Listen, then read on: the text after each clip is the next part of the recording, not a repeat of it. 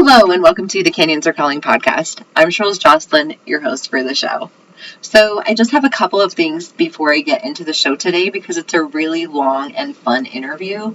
If you guys like geeking out on how things work, you're going to love the How Not To series.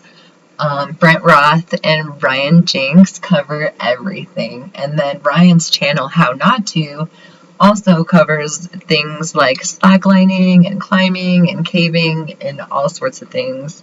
They break things like carabiners and fiddlesticks and ropes and rappel devices, and it lets you know that you can really trust the gear that we have out there.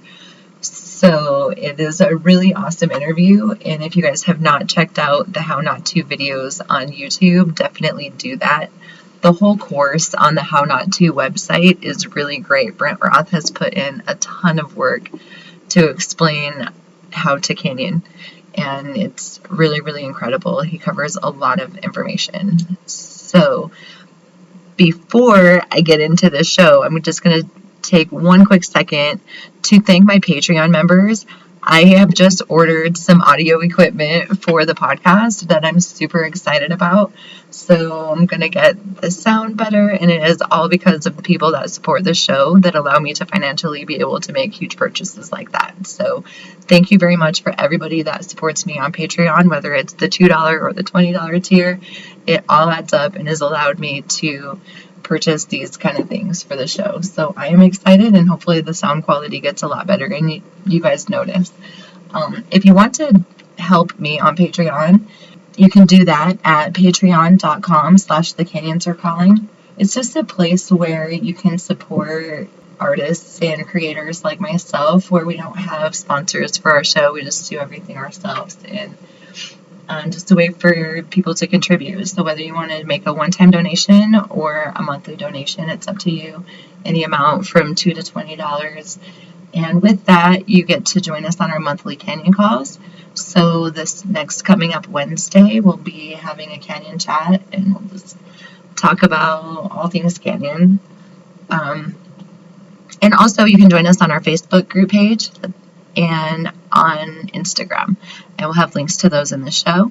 If you like some stickers or beer glasses or any swag, you can go to thecanyonsarecalling.com. Anyway, I'm going to get on to this episode because it's a really long one. Enjoy. Hello, guys. Today we are here with Jenks and Brent Roth, the How Not To Canyoneering course set folks. How are you guys today? Good. Great.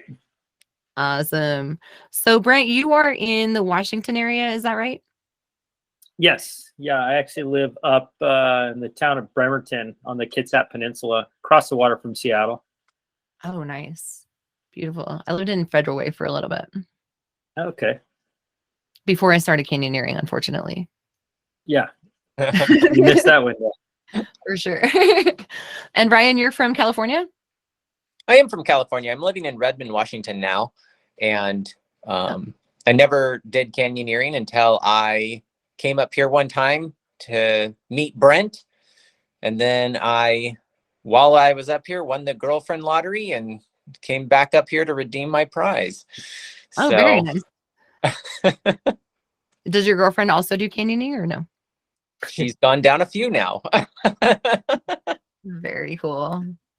Very nice. So yeah, I can tell from the videos that you are a complete newbie, and that aspect is really cool for Brent to kind of highlight in the videos and have you just like kind of learn everything about canyoneering. Yeah, it was interesting. We ended up filming the course more or less twice, not the whole thing, but from the beginning, because when I wanted to understand the concept really well before we actually got into it. But then once we began filming, I am new. And so I'm definitely new to canyon. I didn't want to come off like I know what I'm doing, but we wanted to make sure like I understood what he was trying to portray overall in the course, since I was going to be editing this thing for weeks and weeks. Because you really, like, in the edit, are telling the story of what's going on. And we wanted to keep it simple. And when it got complicated.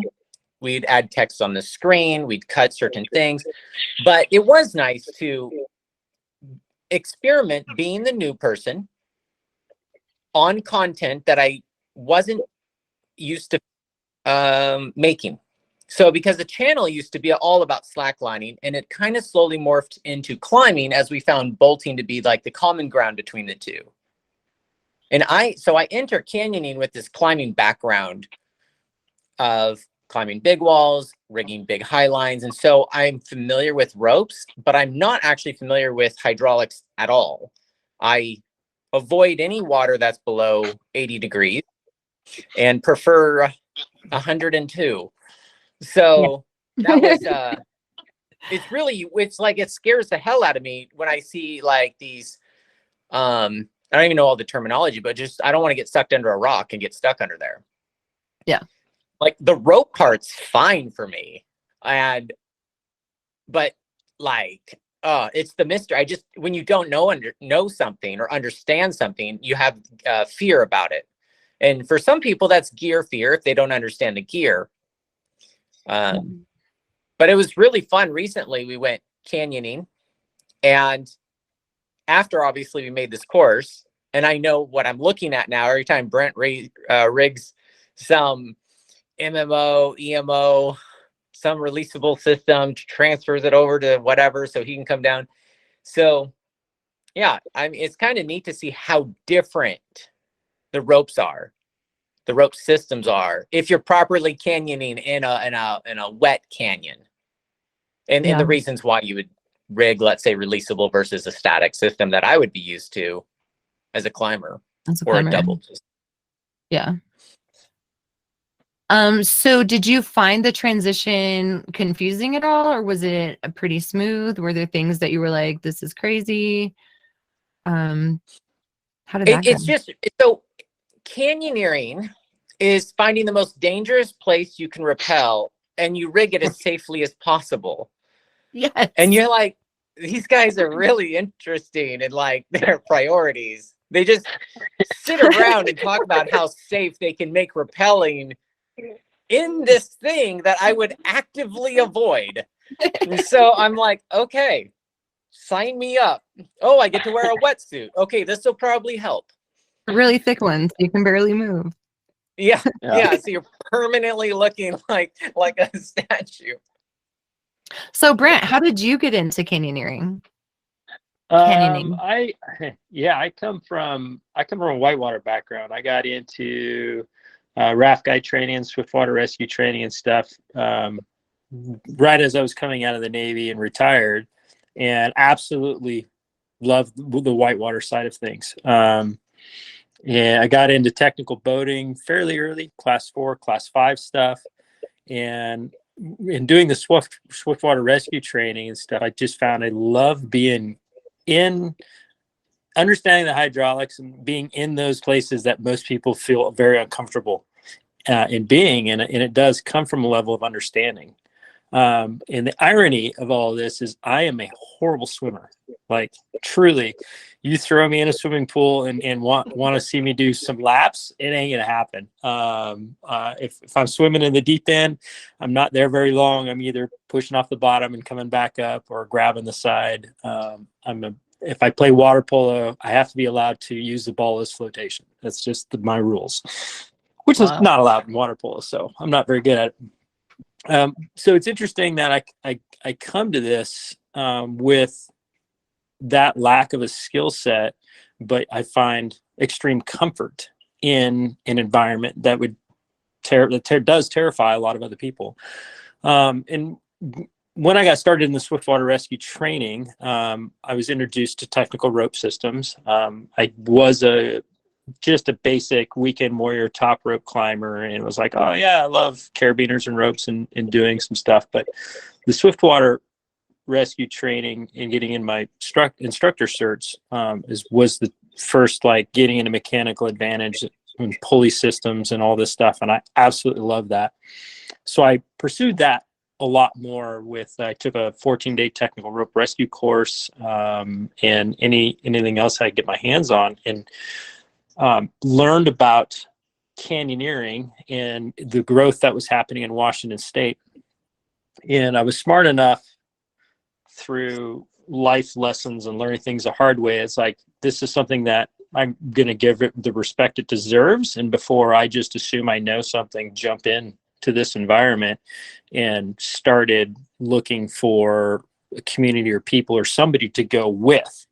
And I connected with Jake Huddleston, actually invited me on a course that Rich Carlson was teaching in Portland. And so I was like, awesome. And went down there, and that was my first introduction to actual canyon systems. And that was 4 or 5 years ago.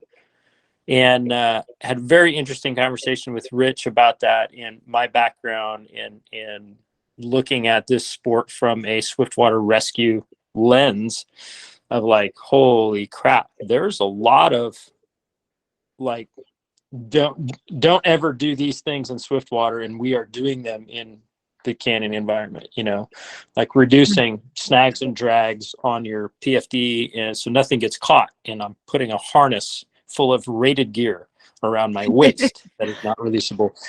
So that was a little bit of an adjustment for me. And then I did another course with Andrew Humphreys and George Yates. And that was an ICO Pro course. And that was a very good introduction to the European style of what we have going on up here, that made me feel a lot more comfortable in understanding what was going on. It was great learning from those two guys. They come from a whitewater background. Both of them worked as raft guides, and we had a lot in common. And so we viewed the whitewater parts the same way. They weren't things we wanted to avoid. They were things we wanted to get into, but we also respected. So how can we get into them safely and go where most people don't dare going, and then it just kind of grew from there. Awesome. So how did you link up with Ryan to start the How Not To series? Well, I had seen the channel, and I was been watching a few of the different episodes, and as I got more educated in rope systems and whatnot, and getting plugged into different communities, from AMGA single pitch instructor stuff to search and rescue technical rope work to canyoning, anything I get my hands on, you can't help but start to notice differences and hear the dogma, hear the rules, and more importantly, the fears everybody has. And it was crazy that the different communities just had these completely different perspectives on these things that were polar opposites. I'll never do this. We always do this. You would, and it was just always tie a knot in the end of your rope. Yeah, it was just crazy. Like, wow, you guys really maybe wrong talk to each podcast. other. Sorry. So it was like in these arguments, when you're trying to learn and you're hearing these polar opposites, advice and rules and heuristics from these people that you kind of respect. I mean, these guys are kind of the best of the best, but they're limited in their field. And the area so that's where How Not To, right? Yeah. That's where How Not To came in very useful for me. I was like, look, don't take my word for it, but just watch this. This doesn't make sense with what you're saying. What was the first video you found? I don't. So a lot of it was, I found it through other people sharing it. And it was probably through one of the forums, the technical rope forums through Facebook, where somebody posted the video to counter argue something. And I watched it and I was like, this dude is freaking nuts. Like, shock loading is a myth, where I shock loaded an anchor with my body. Yeah, that was the most memorable one. And then I started going through other ones, and I was like, holy shit, this is the same dude. Wait a minute, I've already seen a bunch of these videos and didn't even realize it was the same person. And then then I subscribed, and then he right after I had done my canyon training, it was after the first year, and starting to see all the stuff that we're doing with guided rappels and these philosophies of rescue. Like, here's how you're going to do a rescue in this situation. And I'm like, I've never seen it done. I've never done it in the actual environment. And I see How Not To post a video on caving. And I'm like, oh shit, okay. This guy is starting to go out into other things, and he's going on to other sports. Heck, I'll shoot him an email and see where it goes. So I drafted up, a pretty good email of who I am, where we are, what we do, with some pictures of a guided rappel that was actually in Dingford Creek. I'm like, hey, this is what we're doing.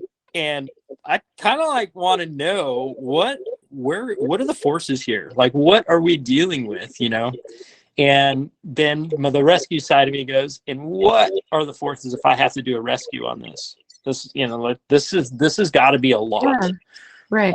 And he replied back within like a day. And the next thing I know, we're planning this trip for him to be up here for, 4 or 5 days. Wow.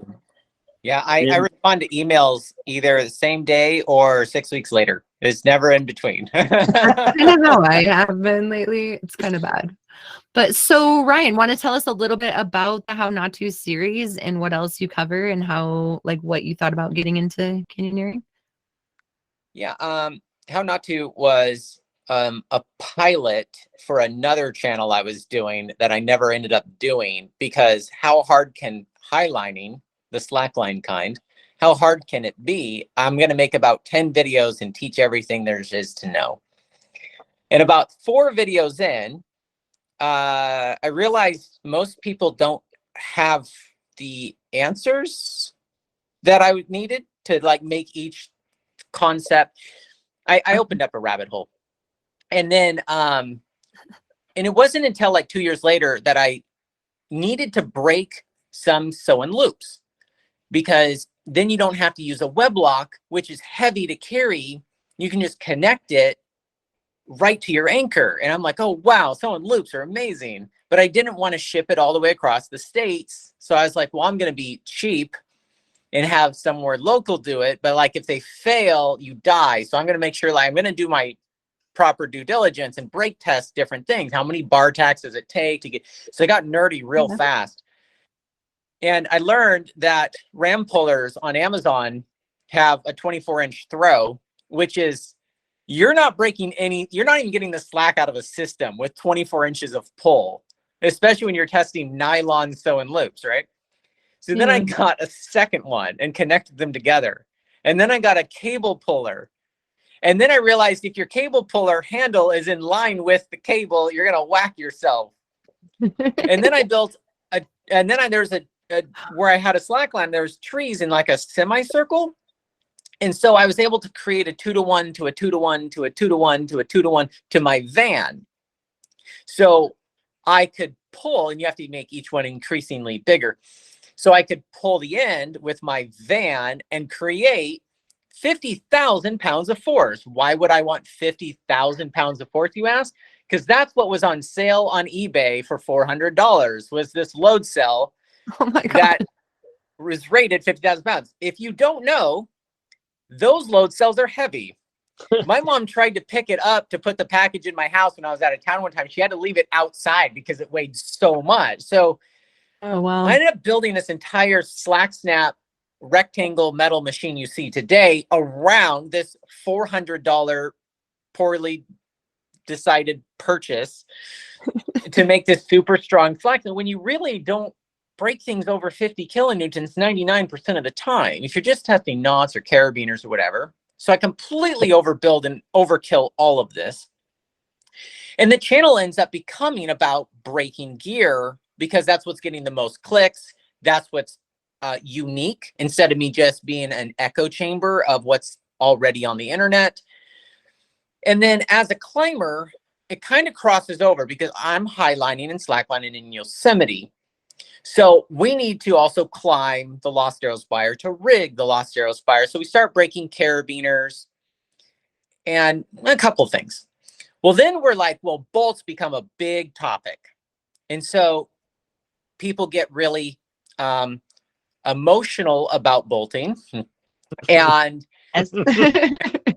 And it's really interesting now that I've spent 5 years in the bolting world, writing the bolting Bible and getting into basically how you do it. Because again, there's a lot of dogmas about how to do stuff, like cleaning the hole. Like, there are other things you really need to focus on besides cleaning the hole. You should make sure your glue is mixed or make sure your hole is straight. There's just like other things, but it's also not rocket science.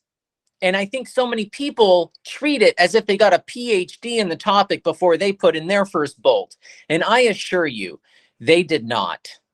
It is amazing how little people know about bolts who are putting in bolts when they think they know a lot about bolts. So, well, I would like to test them. And I meet this guy who read the bolting Bible, who was a climber. And I'm like, what are you reading this thing for? I wrote it for highliners. And so Bobby is in well over 100 videos now. And Bobby and I create a plan. I learn hydraulics for reals this time. And we have broken 450 bolts in all sorts of scenarios, testing bolts and glues and hangers and everything. And our goal is 1,000. We'll probably still reach it. And the bolting Bible, when probably in the spring, will be equivalent of 400 pages long. And bolting connects, no pun intended, all these sports together, where it's a common ground. Just like if we make knot videos, it's kind of like crosses over really well into like these other sports. And so a caver offered to send me a 50-year-old rope because they leave them permanently in caves and then they replace them hopefully more than every 50 years. Yeah. And so I'm like, well, that sounds interesting. And I am not focused at all. So I'll test that and make a video about it on my Slackline channel. That video led me to go caving with somebody, and that caving led me to go with Brent canyoning. And I'm now breaking gear fear, which was a really cute slogan somebody gave me, for all extreme sports, meaning anything with ropes. And I'm finding that I'm a little too distracted, so I kind of stopped, and I only do it now for climbing, slacklining, canyon, and caving. Canyons and caving. So I just really kind of focus on the 4. I've now got 6 requests for saddle hunting. Didn't even know saddle hunting was a thing. What is saddle hunting? It's where you sit in a tree and wait for the deer to come to you. Oh, wow. And so you have this entire community that sits in a tree for hours. Are they roped into the tree with a harness and stuff? Roped in. They're not arborists. In a tree with ropes, probably drinking, and they're like, I have nothing to do except look at this rope they're attached to and wonder like how safe or not safe it is. And so I'm like, it's interesting how many communities have gear fear. Yeah. And now that I'm in canyoning, and the more I canyon with Brent, the more I can see where either there should be gear fear or like, oh, climbers, I'm literally typing right now anchor concepts for the big wall course I'm doing. And so many people get into this equalized anchor crap. Whereas Brent's just EMO blocking one bolt and the other bolt's just there for decoration, right? Like, it's redundant, but it's not equalized. But you're putting on 1 kilonewton repelling. That thing's 20 or 30 kilonewtons strong. And it's backed up to the other. So like you have a really safe system. But climbers would lose their mind over that. Yeah. So it's kind of fun to cross-pollinate all these sports, as I've learned about the VT Prusik, and now I use it in big walling, and we're teaching the big wall course now. So now we're incorporating this thing I've learned through the canyon stuff over here. And I realized one of the epics I had that I actually called search and rescue for could have been solved with a knot block, where we had 1 rope stuck out of our 2 ropes, needed full repels. Yeah. And we could have not blocked it. And it's like, wow, knowledge weighs 0 grams. And if you really think about that, if I can package this stuff in a way that's really easy for people and fun for people to consume, hopefully there's less search and rescue calls.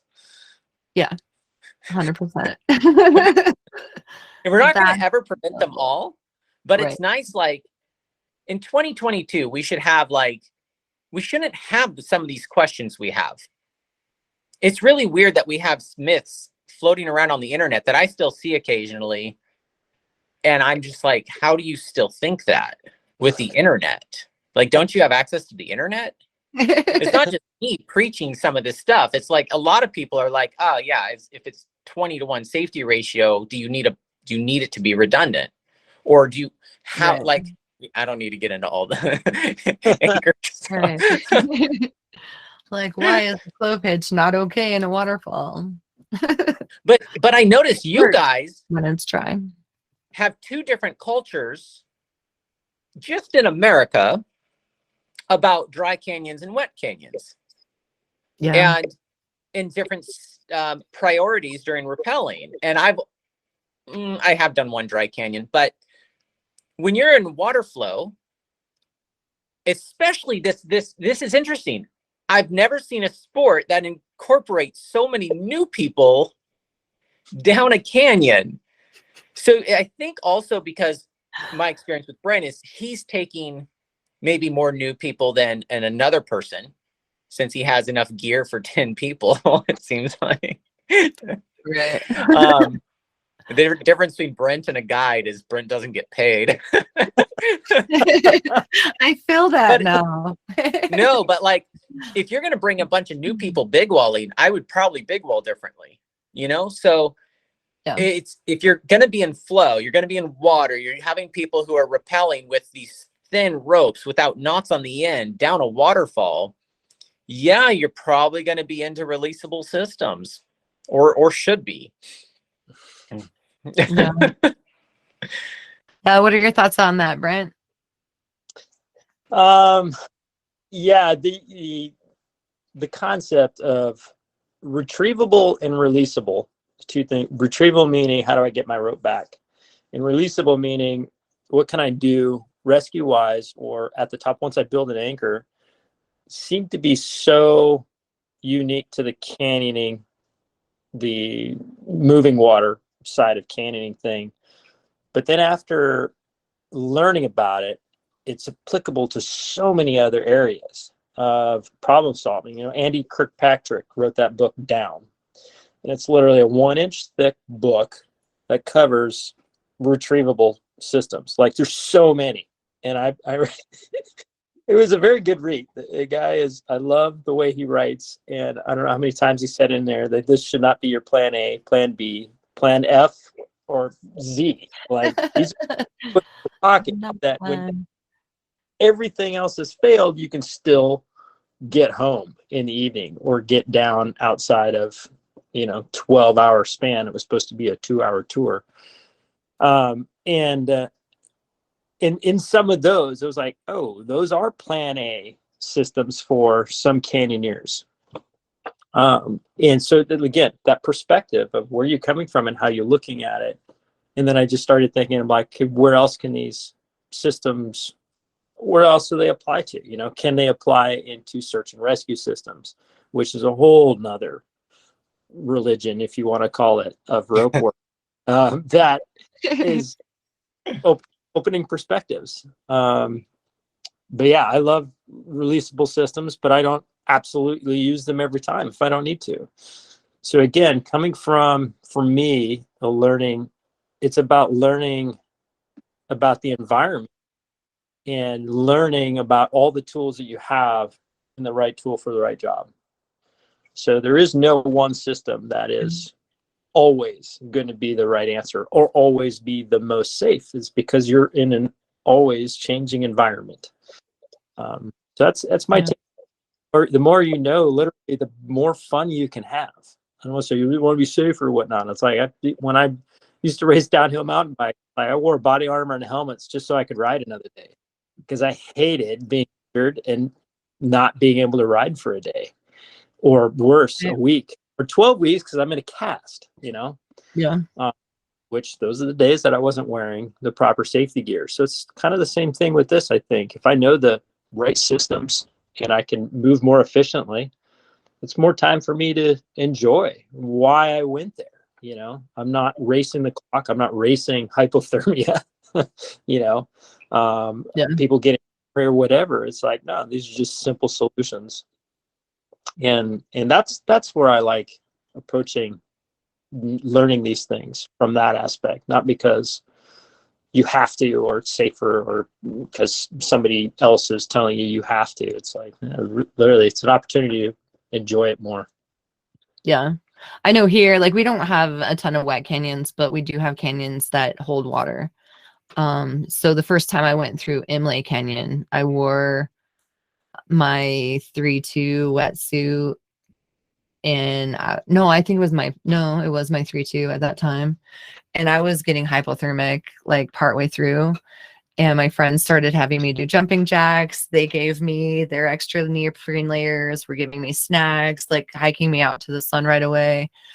And the next time I went through, I rented a dry suit from Zion Adventure Company.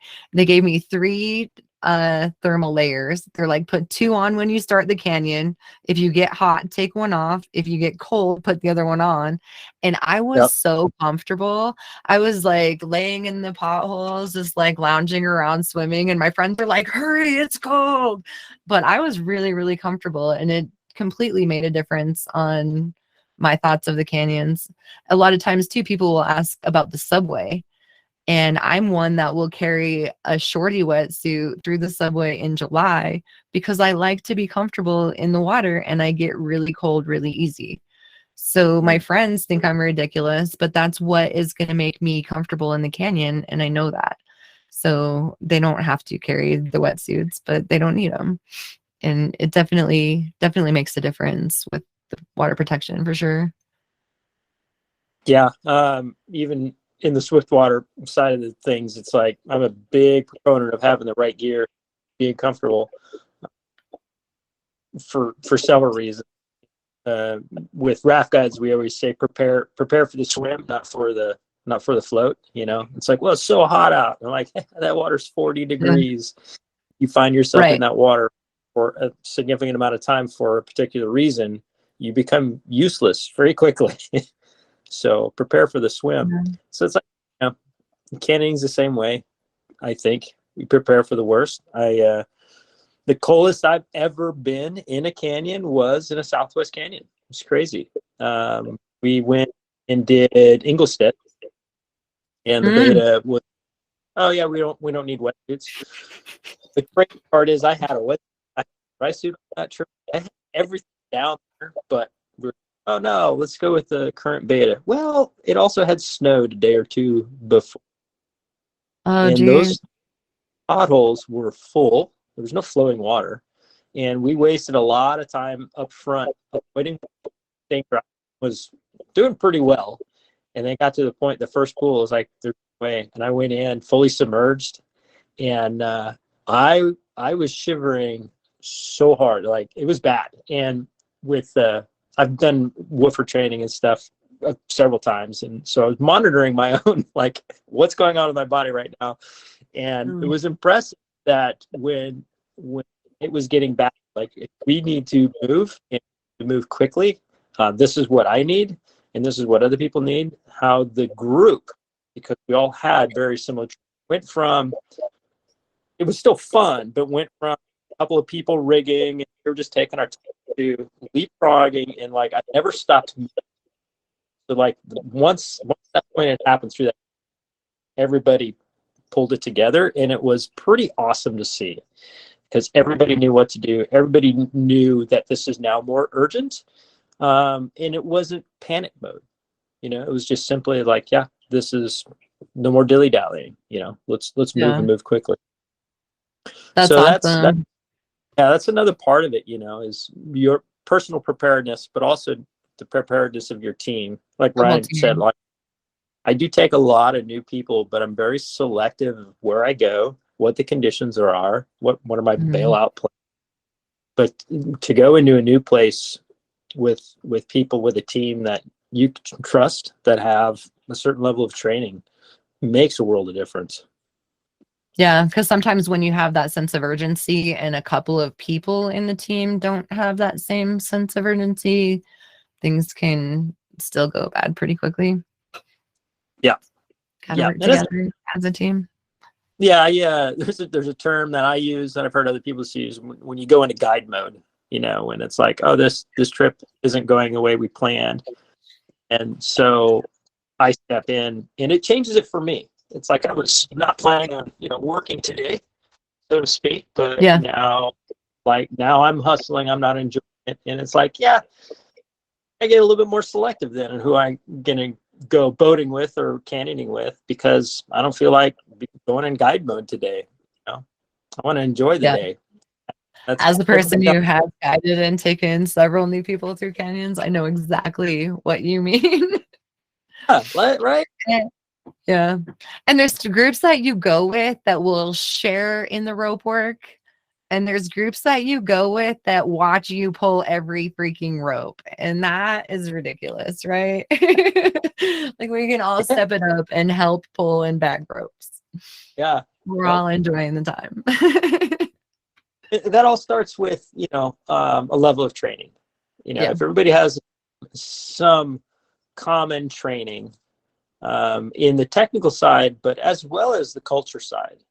And that's where it was that one group that I ran into. It was a very different culture, and you run people from different cultures. You're like, this, I'm not enjoying this, for whatever reason. I'm not saying one's right and wrong or whatnot, but it's just different, so you're not progressing the same. I notice Facebook groups too are so divided. It's so weird. I try to stay off of them because of that reason. Like, get good information about, what's going on, but try to stay away from people's opinions on certain topics. Yeah. If you have a good filter for that, then I would say try to avoid those as much as possible.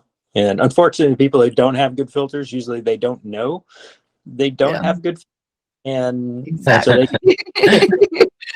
they said this, so it must be absolute. I'm like, that was a thought-provoking question, meaning it was a question I asked to get you to think, not saying that what I'm implying is what spot on. Yeah. Anyway, let's switch back to the How Not To series. I know you guys have covered several things on canyoneering. You have a whole list of topics that you've covered. Do you want to kind of go over what you've covered and if there's plans for anything else?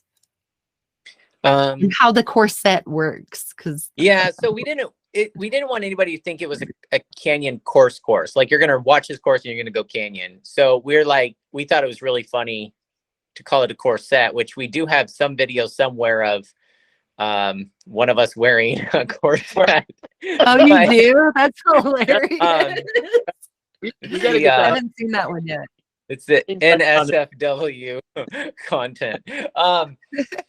But yeah, so we wanted to put good effort into it, but we didn't want people to be we just want to put it out there. So many, bringing back the Facebook groups, you get roasted, right? The comment section is a pretty interesting place to spend time in. And I find that you can really mitigate the troll patrol if you don't try to act like this is the end all be all. And what's nice is I try to partner up with people who don't have a big ego, because and people who know stuff, because then they present it in a way that's not just going to be a steak for meat bees to come and just bring somebody back down to neutral. If you start at neutral, you're good. Right. And so working with Brent was really nice, because he already had written this thing, at least the foundation of it. And I'm finding the A to Z content does better when we have at least a foundation of the written material first. Then you make the videos, and then you polish each of those videos into a blog that's well written. But he had that. He obviously knew all these things, and he broke it down in a way that could be dissected. It was pretty risky to do an A to Z content of something that's niche of a niche of it's I'm surprised we got as many views as we did. But the strategy of putting it on YouTube with clever thumbnails and not titles that say Canyon Course 1 of 10, Like no one's going to find it, right? And I want people to find the information. If you click on that and you're like, not for me, I've literally got 400 other things to entertain you while you go to the bathroom. But if you really want to learn canyon rope systems, you're in the right place. And then you can decide which one works for you, your canyons, and your context. And we could have done it in 3 videos, right? In theory, but we wanted to break it down well enough. We probably could have avoided doing the overall first video and just like, but it was our first A to Z. And now that I did the big wall course, also A to Z, also at Brent's house, with somebody else, Brent was fishing, because he's got the wall for it. We're learning how to make A to Z content, right? Because break tests were a very big part of this channel, and I want A to Z content to be a big part, so then I can combine the two. And in this canyon course, we combined on the last, technically 4 videos, we combined break tests and pull tests into the course. Now, if I had all the time and money in the world, I would have incorporated the break test into each video as we went, a really short version. And it's really hard when you're limited on time and money, as once the camera turns off, a one-man show. I had at least 100, maybe 200 hours editing this thing. And then Brent wrote 90%, if not more, right? But then we had to get the website up in order to release it. So it was a Google Doc for like the first few months it was out. But now it's really nice. If you have seen the videos and you haven't been on the website, go to the website, because now it's all broken down really nicely in the blogs, updated with everything we've learned from the feedback we get. And what's great about the numbers we can get through the YouTube, because people go to YouTube to Google everything, right? They're like, that's how you learn. You go, I'm going to YouTube it. It's a verb. Yeah. And so it's easy to share in that format. Even if a long video, just like you share that timestamped portion or whatever, we were able to get quite a bit of feedback that we were able to add to that. And it's kind of this cool feedback loop. But yeah, that's kind of like the big picture of why it exists the way it does in a weird YouTube format rather than on Skillshare or whatever platforms people put courses on. Gotcha. So it's How Not To on YouTube. And what is the website?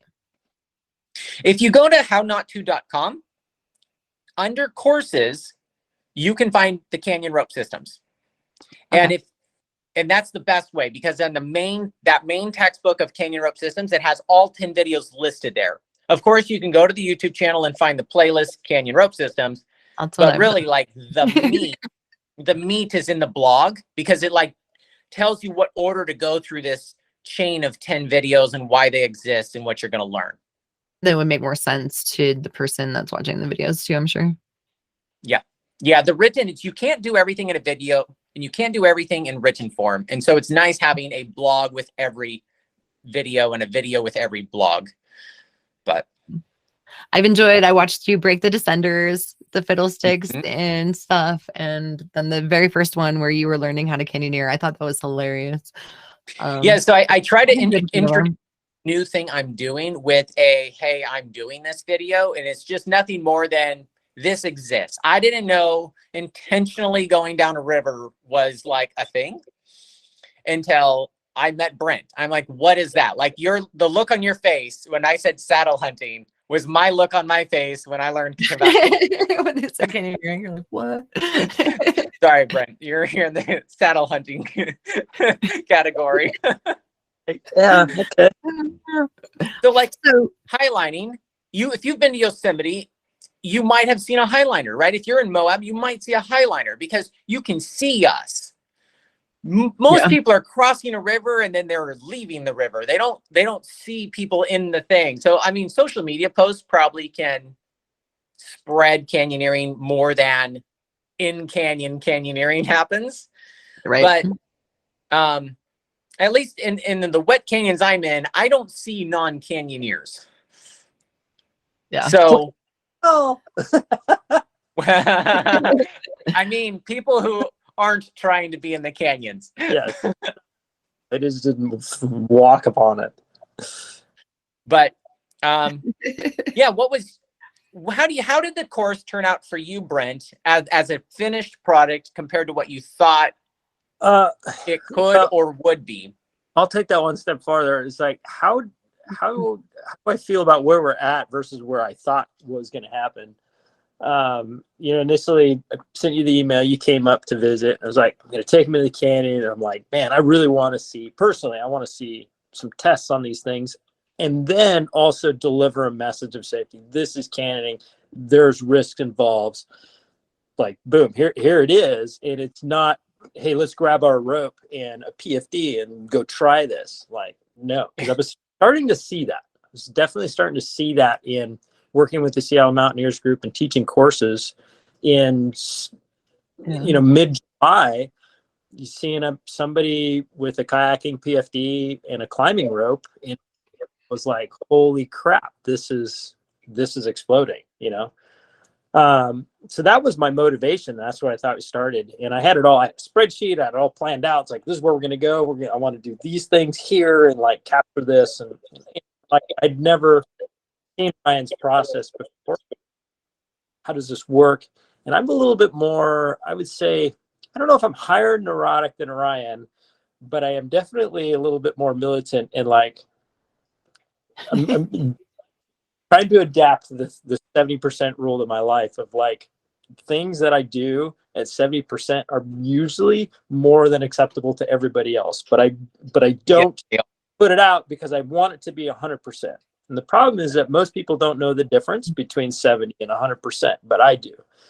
So I have a plethora of projects and stuff that I had been working on and ideas. And this is also my learning process. Like when I'm trying to learn something, I open up a document and I write. And like what Ryan said, the content of I can't learn everything from just reading or watching a video. It's like I learn, it's processing information. So for me to collaborate all that information in one spot and construct something, I'm like, okay, this is how I view this, and then be able to read that.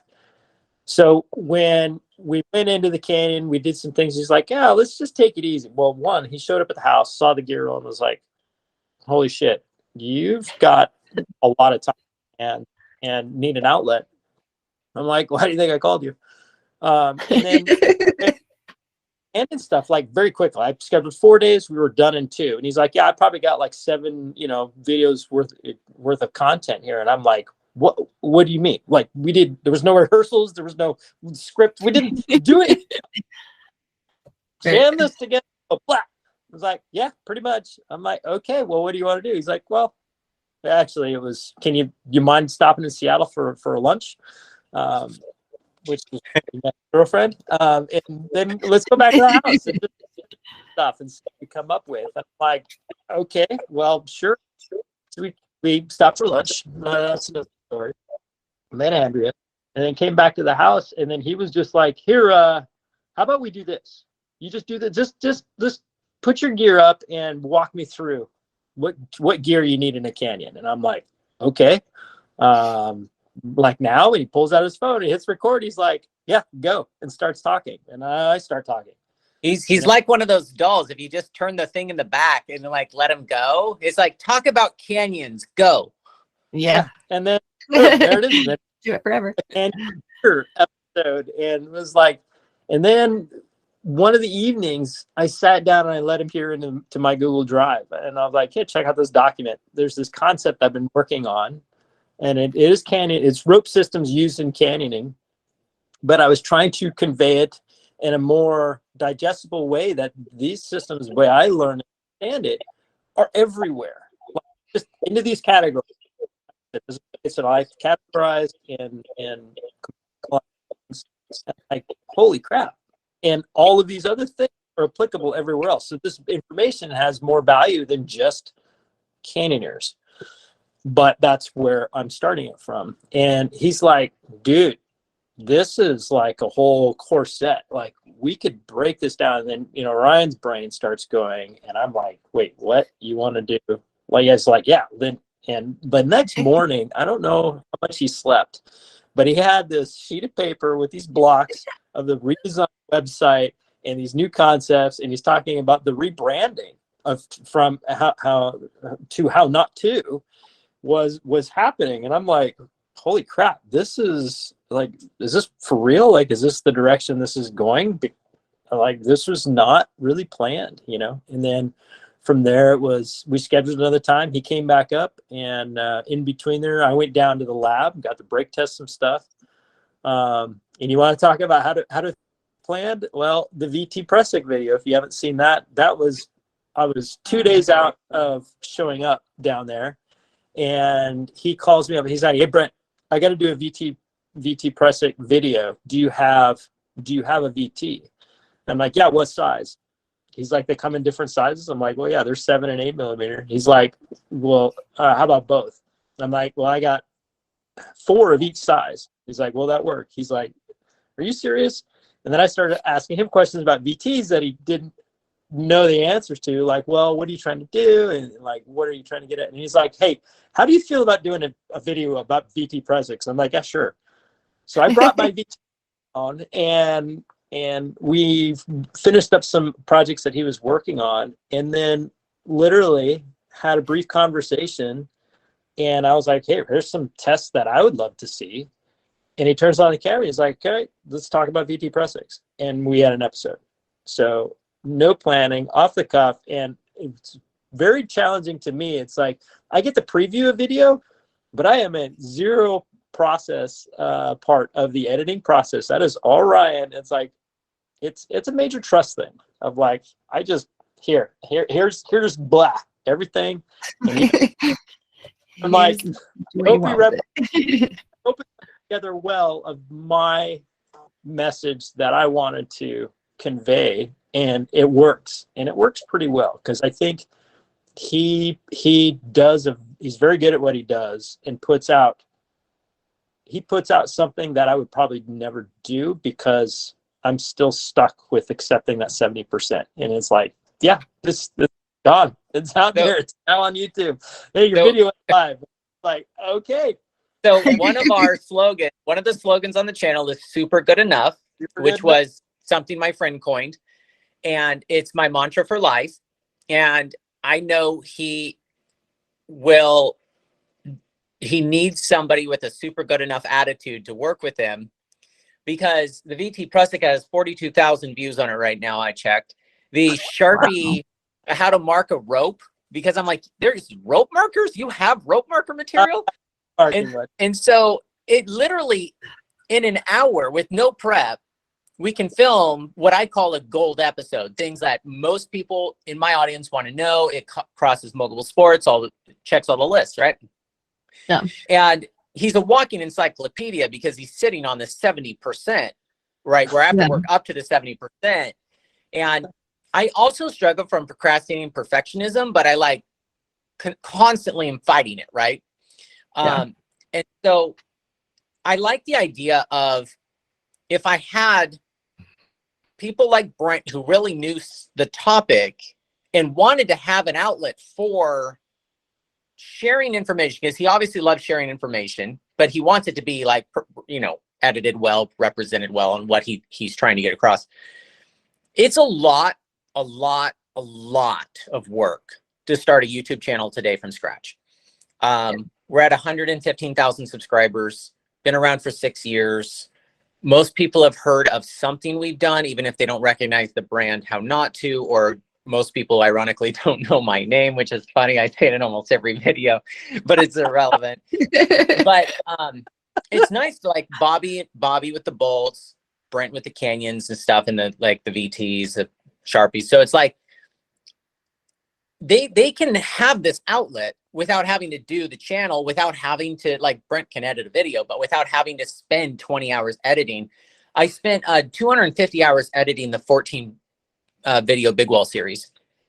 And Some of the hour-long nice videos we'll put out, we'll do 60-hour edits. Rarely do I ever get to do 4 hours anymore like I used to of an edit, because once you see something, you can't unsee it. And I used to paint houses for a living, and now I do this full time, trying to make this viable, because like this is, I think, worth spending all my time doing. And yeah, it's nice to have this thing that Brent can use. And when he had the Canyon rope systems, what I also liked was it wasn't something else that was on the internet. There's already the other Canyon introduction courses that are out there. And V7, correct? Yeah. V7, yeah. So V7, even their first one's free, right? There's no like edge there. They're like, they already did it. It's good. It's right. It's helped. It's available. That's all I care about. I'm not trying to reinvent other people's wheels here.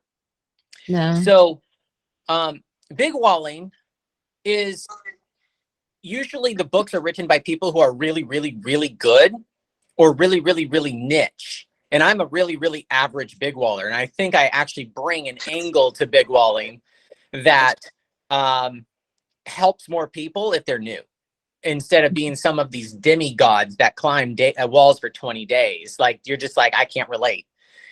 So I don't know what our next Canyon step is going to be, because that's more, Brent's more plugged into those Facebook groups. He knows what the culture is. He knows canyoning. And I don't spend almost any time in my own comment section, let alone Facebook groups. Like, I don't have the time, and it also irritates me. And so the next thing Brent and I want to do, which we've already started filming, is complements what I've already started years ago, and that's bolting. So talking about the conversation about bolting in canyons. Okay. We already talk about in the bolting Bible, how to drill the hole, clean the hole, place the stuff in the hole, pros and cons to glue-ins. And he loves removable bolts because canyons are a ever-flowing thing. Get it? So if there's changes in levels of water, damage from debris, and it's like, oh wow, you guys have a whole different thing you think about when you're trying to place bolts. And then you have people butting heads on putting in cheap bolts versus somebody trying to do it good, versus somebody trying to like just some people are bolting for like everyone for 200 years, and some people are just trying to go down the canyon. Like, I'm trying with the bolting Bible to get everyone to think 200 or 300 years out. Like, Mars is not a good plan B. And so it's like, I'll agree. We can keep bolting and rebolting stuff, but you eventually going to have Swiss cheese at every anchor station. And there's no reason to put in things that'll rust, especially in a water environment. In the desert, you can get away with a little bit more, but I also don't like over bolting, and I also like bolting to prevent damage on rocks. For example, I don't know enough of the culture in the Southwest, but if you're getting rope grooves, could a single powder coated bolt, so it's not ugly, could that help avoid rope grooves? And it's just an interesting conversation to have in the bolting Bible. And having the new website allows us to expand it without it overwhelming people as a 400-page PDF. But now it's like 10 to 20 blogs. So is your bolting Bible thing, is that on the How Not To website as well? Yes, and also under courses, right next to the Canyon rope systems. So I might want to check that out. That sounds cool. Yeah, that main textbook is just a blog that leads you like a spider web to wherever you want to go. Okay. And so you can chase whatever rabbit down you want, as they are all interlinked to each other, and not by some algorithm. Like, I personally write down where you should go next. So it's not like it has related posts at the bottom. So it's very much like a book, but I can change it all the time and add things. We're going to add 50 pages of a caving bolting section. But that's our next focus, is bolting. because there's nothing else out there that is A to Z on bolting in canyons in an educational edutainment style. Awesome. We want to Sounds make like- a dent where it makes the biggest dent. Yeah. I think that's a great goal. And then if people want more information, they can always take a course and get the correct information before they take beginners down canyons. I'm hoping, and it's probably a great place to place this. I'm hoping to find someone who disagrees with Brent, who can still articulate things nicely, know a lot, and have two sides of the conversation in the same document. Even in the canyon rope systems, if people don't like something or want to add to it, they literally at the bottom of each one, it's like, add your thoughts. Yeah. Except it's not a Facebook group where you can just brain fart something without thinking. It's like, if you want to contribute a thought that's not in here that will help people, and it doesn't agree with us, that's okay. If it does agree with us, even better. But we want it to be more of a community thing. And I'm not trying to I'm just in the Pacific Northwest. That's just where I am. It's going to be very heavily focused on that. But man, I would love to have Southwest Kenyans or European, New Zealand, different people in the different cultures talking about why they bolt things the way they do. Yeah. Because that stirs up a lot of opinions real quick when you bring up bolts.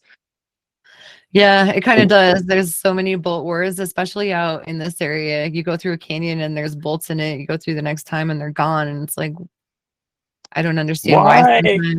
Like there was one time I went through a canyon and instead of the bolt that was on the right side, you're rappelling off of a few kind of branches that are about the size of your pinky finger. There's like 5 of them together. And I'm like, to me, I feel more comfortable going off of a bolt over here than these twigs that just don't seem very bomber. Right? Yeah. And if people are adding webbing around things in the name of not bolting, that's not. And if the bolt is there and there's already a hole there and you take the bolt out, like the damage has already been done. So one of the most unless it's causing rope grooves, like you mentioned earlier, but that particular place was not, like I feel like that bolt could have stayed and been fine. There is places like in Spry Canyon in Zion where I know that Tom Jones has gone in. There's one particular rappel. It looked like a comb. There were just so many rope grooves in the sandstone. And so they moved the bolts over to this other area and there hasn't hardly been any grooves at all in that one the last time I went through it. So, and it's a way better rappel. Like you kind of can weight the rope before you get over the edge, which I kind of like. And then you go down into this really deep, dark black slot. And so to have the placement there, I think was a way better spot, but there's way more. And it's nice for people to understand if they're rappelling off of a bolt. It has to be placed really, really, really badly to be dangerous. Like really badly. Otherwise, it's really bomber and you can trust it. And I think that helps people. Like it's worth having that in there if you know it's super bomber versus the twigs. One of our most interesting videos we've had was there was a guy who hated what I was doing because I was bolting on his turf. And he's not all there. And so he like wanted to kill me for years. Like he gets really emotional about this stuff. Oh my gosh. And so I meet the guy for the first time in El Cap Meadow. And we have a conversation for 3 hours that I cut down to 30 minutes or whatever. And we talk, he talks. And it was interesting for me to put him on the channel. We've made a video of him just berating me for whatever. And then I didn't need to talk a lot. Everyone knows what I think if they've seen the other videos. But it would be fun to see if we could get a version of that, of somebody who's just chopping bolts, obnoxious, putting in cheap stuff, and somebody who's willing to be on camera and stand for why they do what they do. Right. Because I like going both sides. If people are like, hey, I want to do canyons too, but I've got $50. And you're like, well, there are solutions for that. but they don't bolt things if you can't afford it. Right. Yeah. Yeah, for sure. So yeah, if anybody has an alternate opinion than Brett's and wants to reach out to Ryan, that would be awesome. We could get some other opinions on there. You don't have an alternate opinion on bolts. I can talk about PFDs and canyons. I can talk about releasable systems. The list goes on. The debates are out there. Do you guys do a lot of ghosting out there in the Pacific Northwest, or? No, we don't. And there's some particular reasons we don't. And it's not that we're opposed to it. It's just ghosting. I feel like stick particularly is not safe in a wet environment, but that could just be my opinion, and I don't know. Here's a question: how do you rig releasable off of a ghosting? Right. Like, stay tuned. I mean, the only one I could think of is if you're doing like a releasable webbing string where you have, like the webbing with the 2 rings on it, and then you don't have a pull cord, but you have another rope. Yep. Maybe so call that runner. So yeah, they're out there. So it is definitely a skill that I think is good to have, particularly people that are doing exploratory first descents or whatnot. It's like if you run out of anchor material for whatever reason, or you just ran a canyon and you're like, crap, this canyon got obliterated during the winter, because we do get a lot of changes every winter. I went into a canyon. There was avalanche debris. Snow was melted everywhere else, but the canyon had a ton of snow. Bolts were shredded. Webbing was tore off. So it was like, yeah. Do you have that thing in your back pocket of how to rig a retrievable, but then also maintain the safety constraints of releasable? And there's a system I came up with. Maybe make it on the blog or something where it does tick all those marks, and I carry a little pouch with me that I've got skills to do that. So, but the other big conversation is the flotation PFD thing. That's a little close to my heart, coming from a swiftwater rescue background, and also seeing people go into full panic mode because they don't have enough flotation in a canyon, and not understanding what a real hydraulic looks and feels like. It's like, again, I'll go back to my policy. It's not just about being safe. It's like, you are no longer enjoying your day when you're panicking for your life. Why? Why? There's a solution to that, and that's where more flotation. Notice I did not say PFD, but anyway, I hope to have an episode out about that, because I really want to address that. Yeah, and, I feel like you kind of covered it in that beginning video that you did, but I mean, you got to understand, you're swimming with a backpack, your shoes, your clothes, your wetsuit, like that stuff is heavy, and it gets more heavy when it gets wet. So it's not like you're in your bikini in Hawaii, whatever. Like, it is hard. Definitely hard. That's where I think do an episode on that, of like, sweet, let's get somebody of the opposed opinion and go into an environment with proper safety and see, like, do these things, do these skills with and without this equipment. And can it be done? Sure. Should it be done? Maybe not. I think that could be valuable in hearing, when somebody goes into something's like, that I don't ever want to do it again. I'm like, there you go. That's evidence. Right. Let's be safe so we can just do it another day, because it's so fun out there. Right. That's simple. It can be so healing until it's not. I think Brent's sitting on a lot of information that I think would be interesting for people, because I also got my pulse on just the general public looking for general things, just because this information crosses over more than just canyoning. So that's why we'll procrastinate and open carabiners with ropes. And and we ended up opening auto locking carabiners, triple auto locking, quad locking carabiners, screw gates, quick links. We opened it without our hands, with just a rope, and and most of it was like a unrealistic scenario. And the comments in this thing that went viral with 7.5 million views, probably 10 million now, Wow. is because I kept posting these on Instagram as just like these 5-second clips. And then we show like it's what it is, put on the rope, and he just jerks it down and it comes off like a magic trick.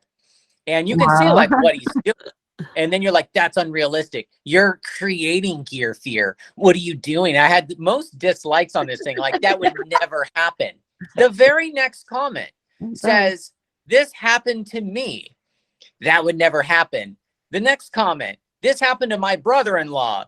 Next comment. It's just like, and since that's been out, right now, people obviously message me and tell me whenever their carabiners open. And and they'll send me pictures from the tree that they're in as arborists, showing me that a triple auto locker is open, that was closed. And it's like, and now when I see ropes rubbing things like the gate, you're like, wow. And it helps you, I think, understand the gear. And that was just Brent procrastinating, starting to film because we were tired, and it's just overwhelming to even start on video 1 that we technically already filmed. And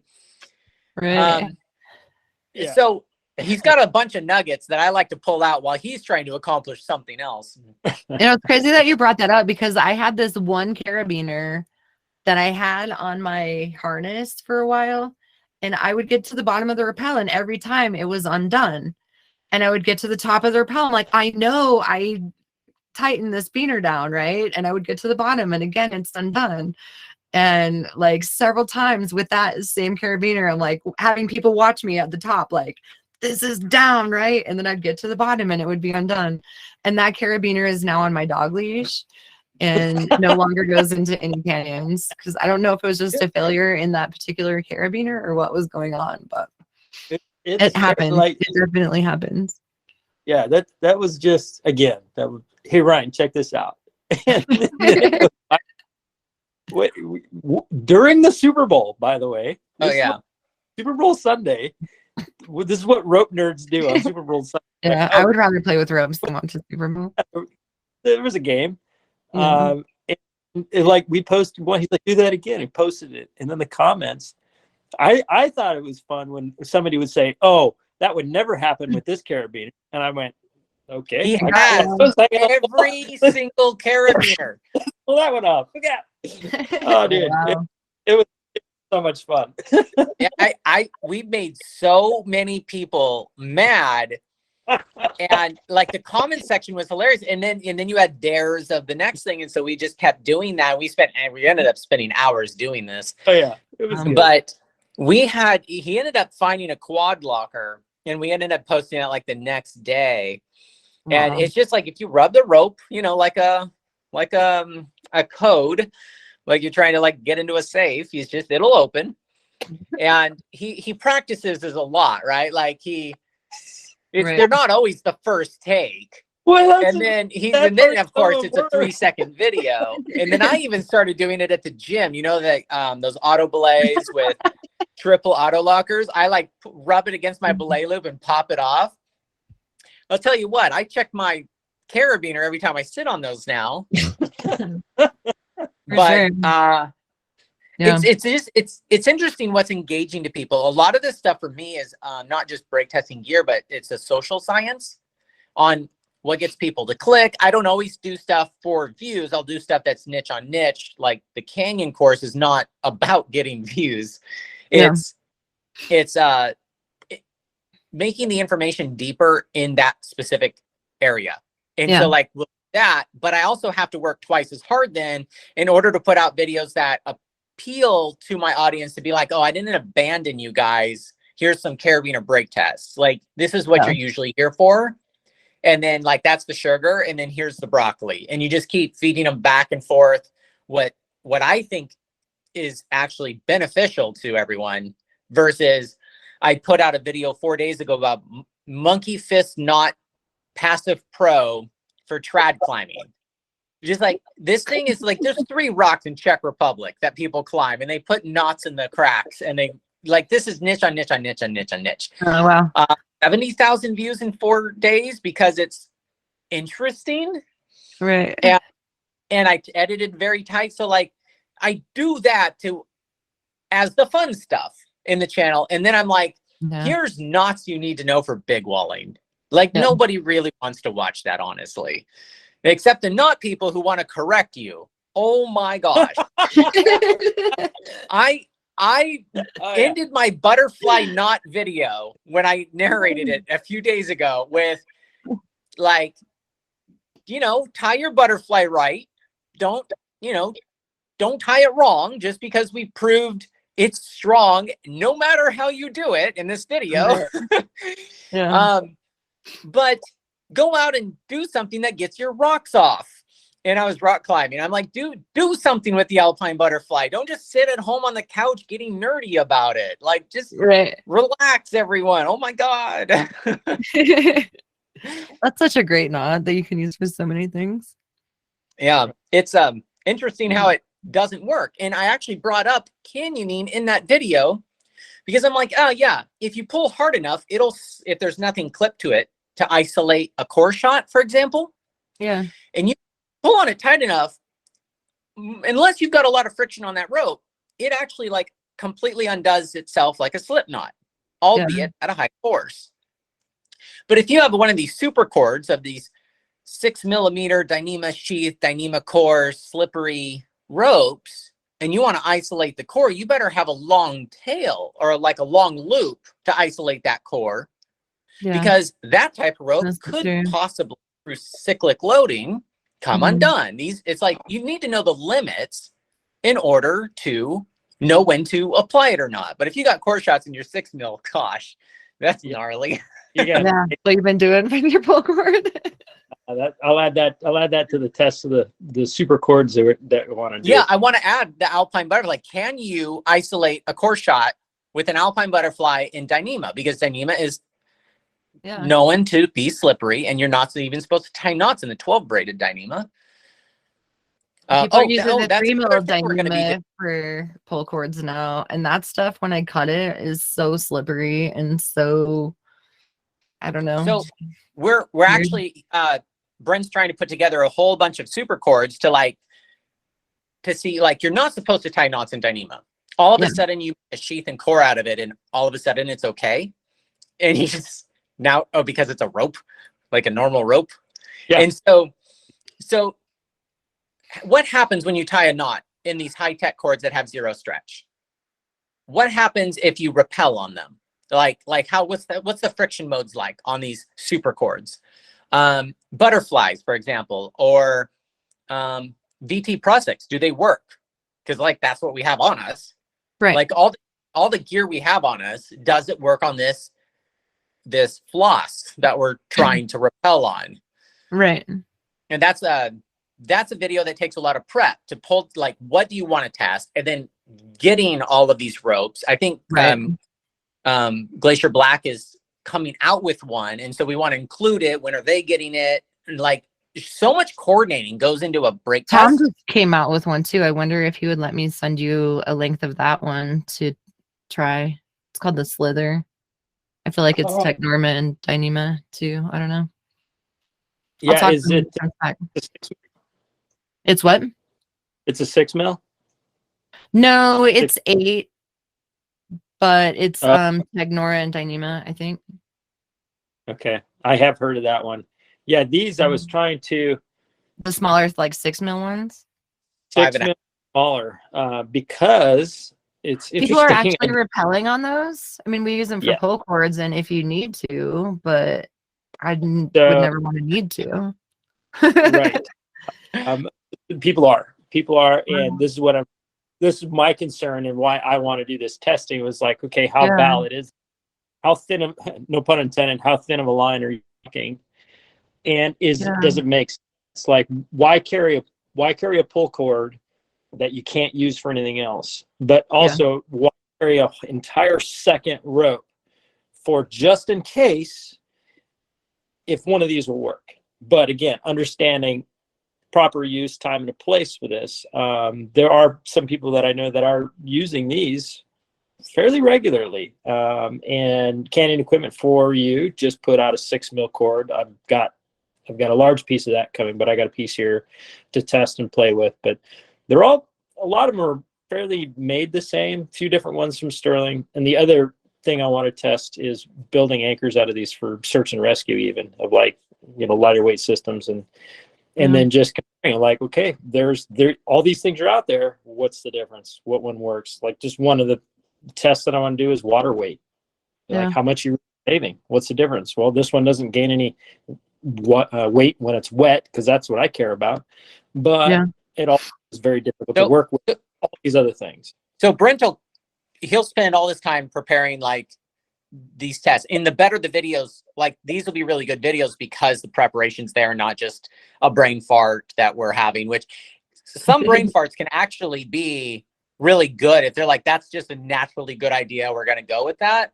But if you're trying to force something that's not prepared, it's like, I don't know, showing up to a test, you're not prepared, you're going to get a C. And so showing up, and then he comes down to the lab, and then we're trying to iron out like how is best to do that. Like, is it best to like work separately? So like when I need a break, he comes in and he tests his stuff versus, or can he do all of his water tests while I'm breaking other stuff? Because our lab time is usually only 4 or 5 days before we both have to come back here. My lab is in California where I built it before I met Andrea and moved up here, but I only need to break stuff for 5 days to have 3 months of content. So, now that we have the drop tower functioning, it'll be interesting to see what else we can do for the canyon stuff. But a well put together test like this can answer questions that manufacturers aren't going to touch with a 10-foot pole, even though they're putting out these really thin ropes. And what bothers me is rope MBS, or minimum breaking strength, is the lowest it's likely to break in the best case scenario. So they tested around these big bollards, these big diameter break test contraptions, which gives you the full strength of the rope, right? And that's apples for rope. I mean, a figure eight, if you break stuff in a figure eight, there's so much variation. You can't really compare this rope to this rope. So it's good for that. But if that's the number you print on your rope, and you're telling me this 6 mil rope is 20 kilonewtons strong, and I tear it, not break it, tear it, because that's how Dyneema works, at 11 kilonewtons or 8, because you'll lose 70% of your strength if you tie a knot in Dyneema. 7 kilonewtons is okay, but it's sure nice to know that. I'm only putting on 1 when I rappel. Some people might put on 2, depending on how big they are or if they're rappelling not smoothly. But you still have a safety ratio, but you don't want people to think they have 20. And so it's nice to be able to break test these in as real of a scenario as we can in the lab, test the full thing with water, because, and then compare multiple brands against each other, since this is the nice part about not being sponsored, is I don't care what rope you buy at the end. Right. You just I'm want never to know trying that to they're shop safe. somebody's product, because I know that it takes a lot of work to put a product out to market. I've seen the process. It's hard to run a business. It's hard to make, and everyone's trying to make good products. I don't know anybody that's just shysty, you know, like at the end of the day, they think the product's either super good enough or they think it's the best thing in the world. So it's not worth tearing anybody down, but we definitely like how the end user is going to use it, break it, and show the dirty process of the break test. Science is not clean. There's always either compromises, or you have to isolate something down to make it not realistic anymore. And you're only able to break, let's say 3, maybe 5 of something before your ADD kicks in and you're bored, or you don't have enough rope, or it's dark, it's midnight. And we're not trying to get a PhD on this stuff. We're not a certifying body. We're just trying to see and show, like, the rope tears. It keeps tearing between 11 and 13 kilonewtons. You might get an outlier, but we're in like, this is what's roughly going. So when people say it's not science, it's like, well, that's not what we're trying to do. We're trying to demonstrate stuff. Yeah. in show in making videos, we show the process so you can understand the context of what we're doing and think for yourself. If people want a sterile blog with a little chart and a graph of your spreadsheet, and that's all they look at, and they don't understand how we tested it, they're not going to understand that rope. Yeah. So I think it's really fun to explore these really nerdy things and not try to replicate what other people are doing. There's so much to explore Right. still, and canyoneering's pretty young. Just like slackline, like highlining is pretty young. Like all the first highliners are, most of them are still alive. Like, right. and canyoneering, like it's been like first generation canyoners to die off. 10 years is, if you're a 10-year-old canyoneer, you're OG, you're ancient, you've been around since the beginning. You know, it's just like, whoa. I don't feel that way, but climbers, thanks. climbers have been doing this, like Right. El Cap was climbing in the 50s.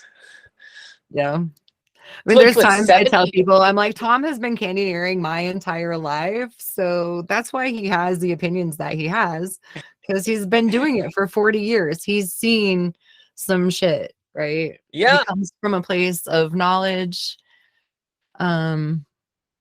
It's Maybe a little arrogant. How like the sport, I'll ask people, when do you start? It's like there's this 2013, 2014 magical time frame when highlining took off, and it seems like canyoning took off around that time. And then it like plateaus for a while. Don't know when the next part of it jumps up. I think when access is easier, gear is easier understood. Places like Dingford are so like well bolted when they're mapped out and you have videos of how to go down. The problem is we don't want them to go down with ATCs. We want them to go down with like a releasable system and do it proper. So how to incorporate that education on the internet at the same time of making easier access to these canyons is the goal, I guess. Right. 100%. Because there's going to be another wave, whether it's 5 years or 20 years from now, where there'll be a lot more highliners, a lot more canyoneers. And I was just talking to a big wall friend of mine who was like, oh, I am concerned putting out this big wall course is going to increase traffic on big walls in Yosemite and Zion. If the access is easier and easier, the information to the access to the information. Yeah. So hopefully we can keep exploring nerdy stuff, and that would be awesome. Just keep adding to the collective knowledge for canyoning. For sure. That's my goal, just keep people thinking more clearly out there, learn about new things that people may or may not know about, and just let people have more fun, for sure. Yeah, I think the more people that contribute to like what we're doing on it, the more validity I think it can have. You know, Ryan said like it'd be great to hear some opposing opinions on some of this, but again, it's a debate, not an argument. You know? Exactly. Exactly. Because if we help each other out, I mean, there's more than one really good chocolate chip cookie recipe, right? Which means there's more than one way to do things, as long as you're like safe and they're not burnt and crispy and whatever. You have enough milk, like everything's good, right? We don't need to tear people down. We need to build the community up, for sure. Yeah, one of the instructors I had in a rescue course said, understand the capabilities and limitations. It's not about what's right and what's wrong. Exactly. You know, if the thing hardly any limitation or it's extremely limited, doesn't mean it's wrong. But if you don't understand what that is, it's like, can you use an ATC in canyons up here? Sure. People are doing it all the time. And there's not a stack of bodies out there, as they like to say. Right. But what are the limitations, and are you prepared to deal with those limitations when they arise, or are you just not willing to learn? And then I do know that the head of the search and rescue here in Kane County uses an ATC always, but it's clipped to his carabiner or to his harness with 2 carabiners, and then he has a leg loop carabiners so he can add friction if he needs to. And he knows how his device works in all of the scenarios that he needs to use it in, which is very valid. People learning to use an ATC that have never been on a 300-foot rappel and don't understand the changes in the friction as you're going down that far, that's where the problems come in. And not being able to add friction as you need to. And also weight has a lot to do with it too. A smaller person's going to do better on an ATC than a bigger person. If you weigh 300 pounds, that's going to be a completely different scenario than if you weigh 100 pounds on an ATC and a 300-foot rappel. So absolute capabilities and limitations. And that's where, if you start looking at things through that lens, I think we'll have a lot less arguments. Exactly. It's rare for me to find people that will clearly articulate their point of view without feeling like it won't either be heard or just be, it's, like a well put together debate where everyone gets, 10 minutes to talk or whatever. I like having ideas that don't agree with me on my own channel or shared space with Brent, because it helps people think. It does. A lot of there's a few people out there that don't like the channel because I leave a lot of videos open-ended. It's like, you saw what happened, do what you want, And we did a wet rope but video. Again, I feel like you're not trying to educate people. You're trying to just show a specific point of view or a specific technique and then let them make up their own minds to it. So I feel like that's a good limitation of your gear. You can, when you get to the edge of the limitation, right? And you can break every single rule. I love, one of my art forms is breaking the rules. And it's, but you have, like, I'm going to rope swing in 8 days, hanging on to an ascender attached to my main rope line, just to show that a rope's not going to de-sheath under 3 kilonewtons and that you can hang on to a rope jump and just break. Like, to rope jump on an ascender sounds crazy. And it's demonstrated, if you know the rules like a pro, you can break them like an artist, but you never want to shock load an ascender. Right. Even if it holds, you're going to break your back. Like, it depends how much rope's in the system. So, but you're not supposed to, like, ropes break lower when they're wet, says the packaging. And then I met canyoneers. And so we tested, like, you're literally afraid to rappel. If you only have read this online, you've never done more research than just, oh no, my rope's weaker when it's wet. Oh, Dan Osman, he probably died because his rope was wet when he rope swinged. These are the legends that go around in climbing. And you're just like, that's the stupidest thing I've ever heard. And so we end up breaking quite a few, because I don't want to go against the packaging. If I don't want to be wrong, like, that was like the opposite of helpful. Yeah. But I'm just like, no, there's too many scenarios where people are using ropes wet. Yeah. Now, who's lead climbing and taking whippers on wet rope? Like, that's where you're going to see the most force. People climbing an index. But like, if you're rappelling or ascending, it's like, wow, like, just don't worry about it. And then you go down a canyon and, like, for a second, everything's wet and it's fine. And it really opened my eyes doing something in such a different environment up here, on just, you don't tie a knot in the end of your rope. All your ropes are wet. You don't equalize your bolts. You're just not blocking one of them. You're just like, it's just so different with all the same equipment. And I really like, some people like, use the ATCs. I've always done that climbing. Mm-hmm. But I really like how the Palicoa, you can just add and add until you feel like the dental floss is gonna hold. Because sometimes, that's what we had Pure Line, I think, with us, and we ended up rappelling a short section because that's the rope we had. They're taking we ended up rappelling on the 6 mil rope, right? And you're just like, what? And you did 1 or 2 extra wraps, and you're like, I could get behind this. Huh. And so it's interesting what rules you can break. And I'm thinking now, can I rappel off of like these 2,000-foot climbs where you're like, I don't want to bring another rope with gentle fly. Yeah. But you have to understand abrasion, you know? Yeah. Which we're going to do a test for that. Such a People crazy. want, not only is it stiff, it's Dyneema sheets. So it's, at least it's small and slippery. Yeah.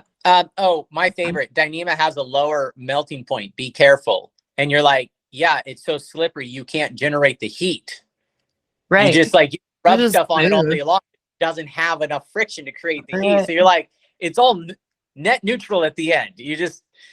That would be a fun demonstration.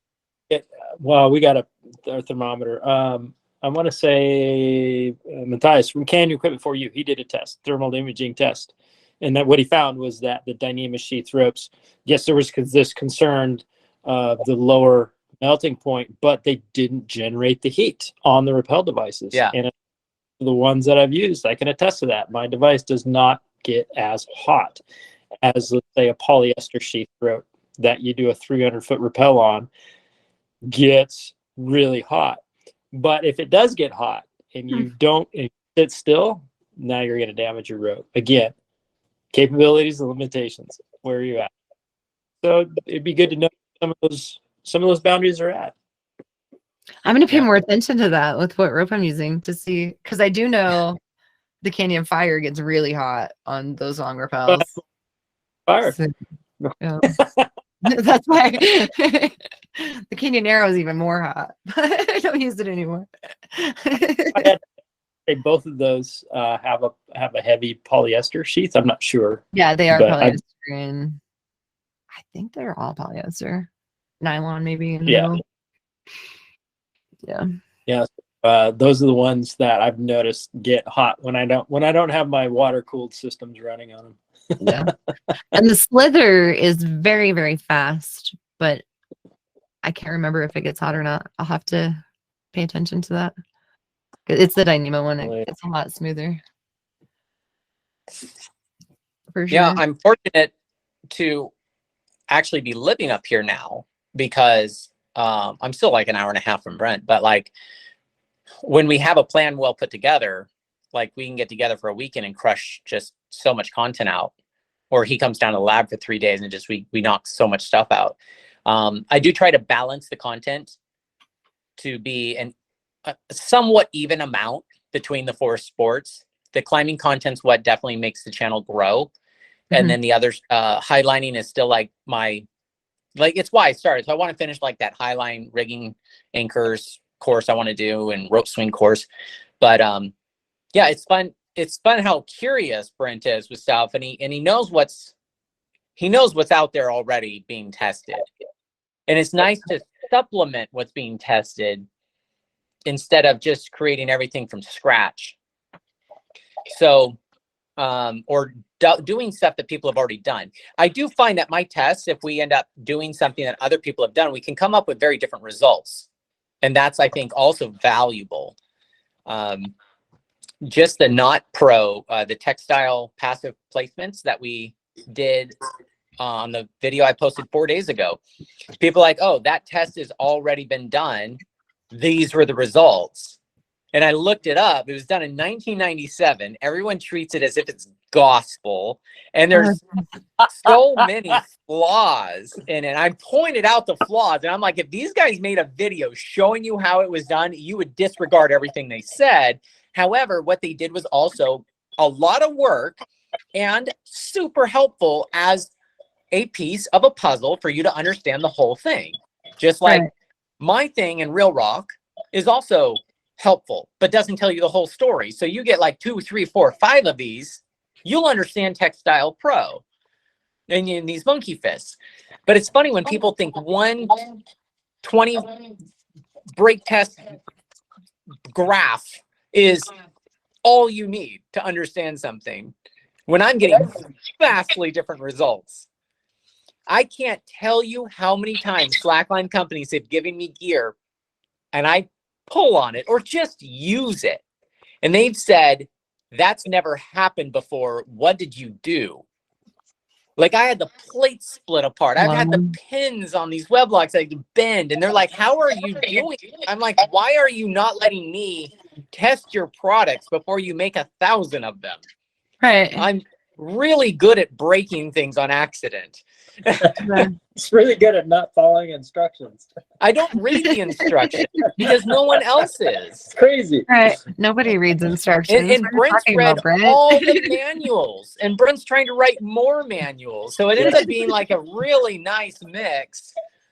Nobody between him reads the and me. manual. They just watch the YouTube video. Come on, Brent. Right? Yeah. As I'm on Canyon USA looking up the slither right now and reading all about it. Oh, you are? I am. I'm like, So- you know what? My problem is I'll read it 5 times and still not remember when I have a conversation about it tomorrow. So that's what Tom's. Yeah. Yeah, so I'm excited about what we're gonna break. Well, cool. So if people want to send you some things to break or just want to reach out and ask you questions or join your Patreon, how can they do that? Hownottto.com has all of our information. If they go into the Canyon course, inside of the courses, they go ropes. Brent's email, I think, is in there now. If we're going to break somewhere, I got an email. What's if we're your going to email, break Brent? something, Brent is the guy who decides what we're going to break next, as he's putting together like what's going to be the most interesting and like can be compatible with what we're doing. So yeah, email Brent or message me through the hownottto.com website. My email is ryan@slackline.com if people want something direct, but there's usually a path in which works better.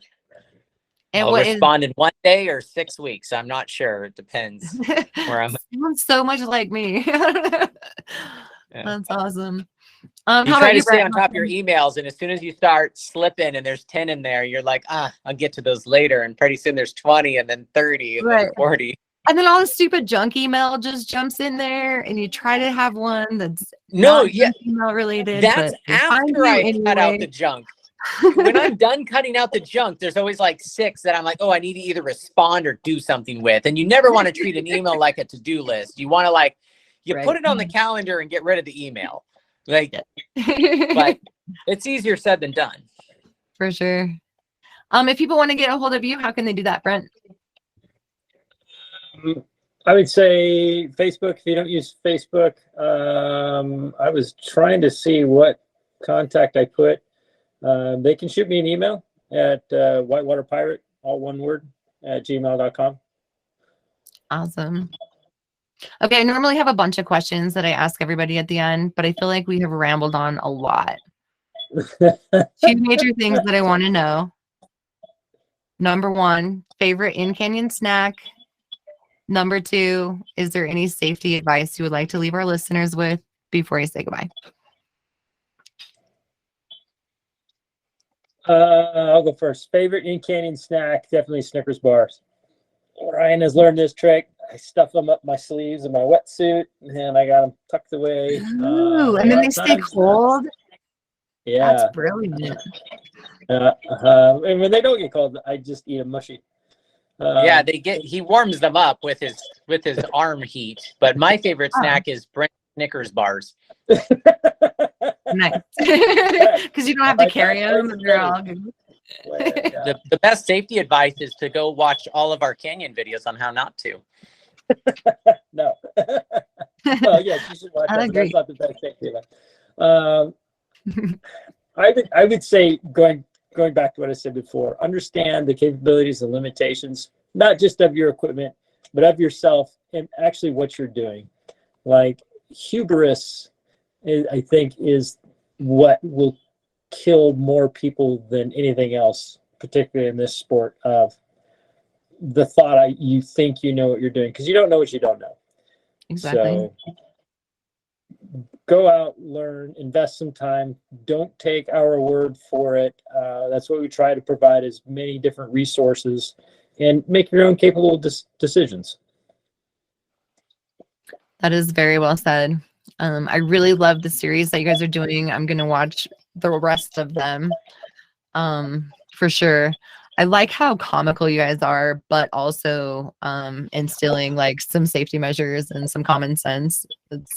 I really like that a lot. So keep it up. One last thing, the course that we made was, I find that the banter is way more natural when we're both talking to each other on camera, rather than as soon as one person stands in front of the camera by themselves, they stiffen up, they get serious.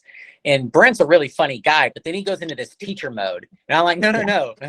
This content's already kind of boring. We need it to be pretty funny. So what do you mean? So yeah, you got this like newish guy kind of hosting the show, and then he's answering all these questions. And it actually, some people liked it and some people didn't. But that's why, is it's way more conversational this way. Just like the podcast is way more conversational than some highly edited, sterile thing. And it's like this hybrid version of like a course. Yeah, I feel like maybe that's what I liked about it, was that it did come off more as a conversation and less of a, this is what you need to do. And, but you also were very educational about it. So I found it really, really awesome. I hope everybody else likes it too.